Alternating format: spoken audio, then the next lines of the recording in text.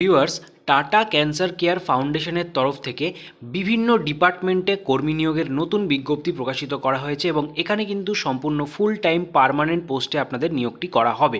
এর জন্য আপনাদের একটা টাকাও কাউকে দেওয়ার প্রয়োজন নেই, ডাইরেক্টলি আপনারা এখানে পোস্ট অনুযায়ী অ্যাপ্লাই করতে পারবেন। পশ্চিমবঙ্গ তথা ভারতবর্ষের সমস্ত যোগ্য প্রার্থীরাই আপনারা এখানে এলিজেবল, পুরুষ মহিলা উভয়ই।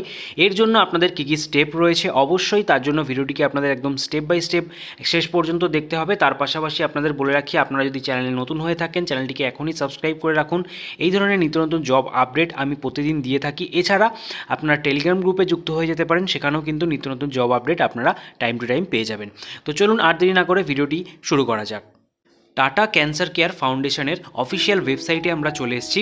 এখানে ভ্যাকেন্সির আন্ডারে কিন্তু বিভিন্ন ডিপার্টমেন্টের তরফ থেকে এখানে কিন্তু কারেন্ট ভ্যাকেন্সিগুলি প্রকাশিত হয়েছে, যেখানে আপনারা রোল দেখতে পাচ্ছেন। প্রথম ভ্যাকেন্সি প্রকাশিত হয়েছে মেডিকেল ডাইরেক্টরের জন্য, লোকেশন রাঁচি রয়েছে। এডুকেশন কোয়ালিফিকেশন এই পোস্টের জন্য কী লাগবে সেটাও উল্লেখ করে দিয়েছে। বলা হচ্ছে any post graduate medical degree যদি থাকে, অর্থাৎ MD, DM, MS, MCh recognise হতে হবে।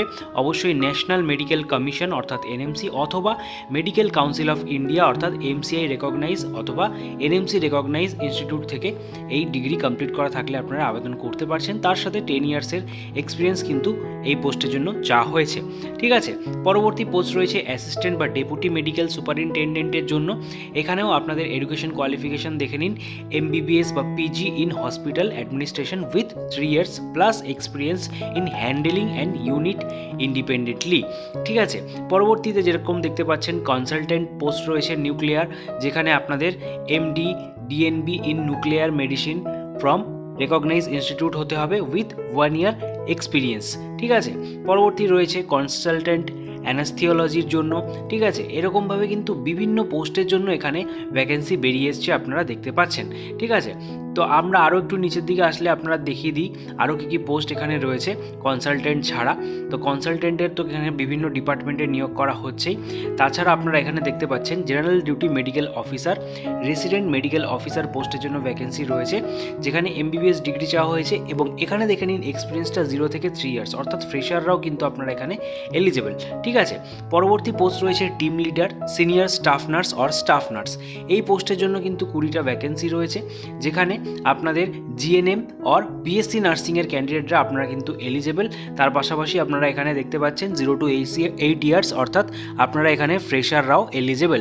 ঠিক আছে, ফ্রেশার এক্সপিরিয়েন্স উভয় ক্যান্ডিডেটরাই আপনারা কিন্তু এখানে আবেদন করতে পারছেন এই পোস্টের জন্য। তারপরে রয়েছে সিনিয়র ম্যানেজার আইটি অ্যাপ্লিকেশনস, এখানে আপনাদের মুম্বাইতে পোস্টিং দেওয়া হচ্ছে। এছাড়া তিরুপতি, রাঁচিতেও পোস্টিং দেওয়া হবে, যেখানে বিটেক চাওয়া হয়েছে কম্পিউটার সায়েন্স। এছাড়া IT, digital electronics, MCA, software development course with 12 to 14 ইয়ার্সের এক্সপিরিয়েন্স কিন্তু অবশ্যই থাকতে হবে। ঠিক আছে, এগুলো সমস্ত এক্সপিরিয়েন্স প্রার্থীদের জন্য সেটা উল্লেখ করে দিয়েছে। পরবর্তীতে দেখতে পাচ্ছেন নার্স এডুকেটরের জন্য আপনাদের ভ্যাকেন্সি বেরিয়েছে, যেখানে এমএসসি নার্সিং বা বিএসসি নার্সিংয়ের ক্যান্ডিডেটরা আবেদন করতে পারবেন, তবে সেক্ষেত্রে 2 থেকে 3 ইয়ার্সের ক্লিনিক্যাল এক্সপিরিয়েন্স ইনক্লুডিং 1 ইয়ার টিচিং এক্সপিরিয়েন্স এখানে চাওয়া হয়েছে।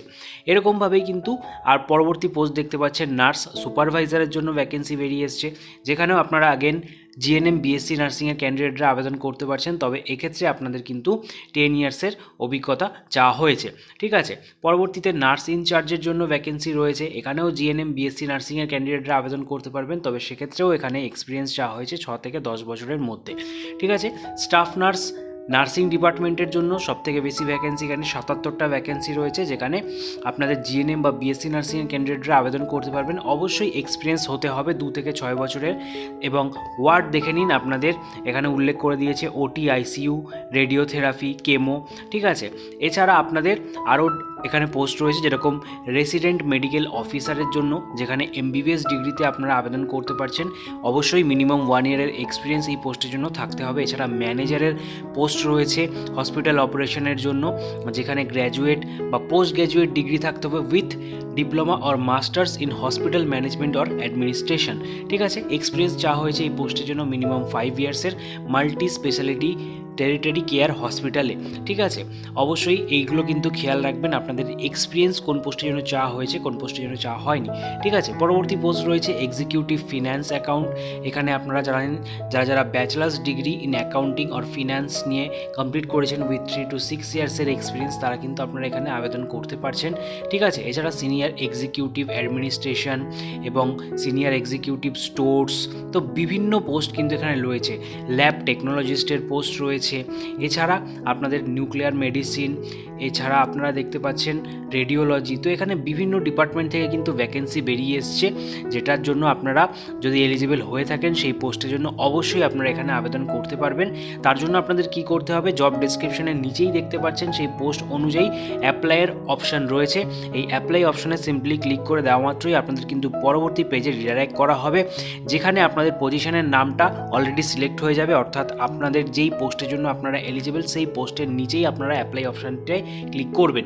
যেরকম আমি এখানে দেখাচ্ছি আপনাদের ফায়ার সেফটি অফিসারের জন্য, তো এখানে দেখতে পাচ্ছেন ফায়ার সেফটি অফিসারের যে পোস্টটা সেটা অলরেডি সিলেক্ট হয়ে গেছে। তারপরে পার্সোনাল ইনফরমেশনের মধ্যে আপনাদের full name, age, gender, email ID, contact number, current location দেওয়ার পর আপনাদের এখানে বলা হচ্ছে willingness to relocate to job location. অবশ্যই এটা কিন্তু আপনাদের ইয়েস করতে হবে।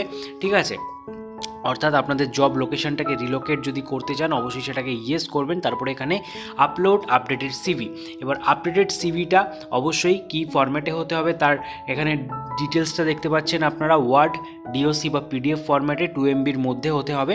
অবশ্যই এটা ফোন থেকে যদি আপনারা দেখে থাকেন এবং আবেদন করতে চান সেক্ষেত্রে নিজের ফোন থেকে কম সময়ের মধ্যে কিভাবে একটা আপডেটেড সিভি আপনারা তৈরি করে ফেলতে পারবেন তার উপরে ডিটেলস ভিডিও আমাদের ডেসক্রিপশন বক্সে লিঙ্ক দেওয়া রয়েছে, সেটার থেকে আপনারা দেখে জেনে নিতে পারবেন এবং নিজের ফোন থেকেই কম সময়ের মধ্যে সিভি বানিয়ে আপনারা এখানে অ্যাপ্লাই করে ফেলতে পারবেন। ঠিক আছে, এরপরে দেখতে পাচ্ছেন সিম্পলি আপনাদের অ্যাপ্লাই অপশানে ক্লিক করে দেওয়া মাত্রই আপনাদের ফর্মটা কিন্তু সাবমিট হয়ে যাবে এবং আপনারা যদি সিলেক্টেড হন সেক্ষেত্রে এখান থেকে আপনাদের কল বা SMS এর মাধ্যমে জানানো হবে যে আপনি সিলেক্টেড হয়েছেন। সেক্ষেত্রে তার পরবর্তীতে আপনাদের ইন্টারভিউর জন্য সেখানে যেতে হবে। এই হচ্ছে সম্পূর্ণ প্রসিডিওর। আপনারা যারা চাইছেন এখানে টাটা ক্যান্সার কেয়ার ফাউন্ডেশনের আন্ডারে জব করতে অবশ্যই কিন্তু এই পোস্টগুলির জন্য আপনারা আবেদন করতে পারেন। এই রিলেটেড যদি কোনো রকম কোয়ারি থাকে অবশ্যই টাইম টু টাইম অফিসিয়াল ওয়েবসাইটে আপনারা ভিজিট করবেন। এছাড়া নিত্য নতুন জব আপডেট পেতে আমাদের টেলিগ্রাম গ্রুপে অবশ্যই যুক্ত হয়ে যাবেন।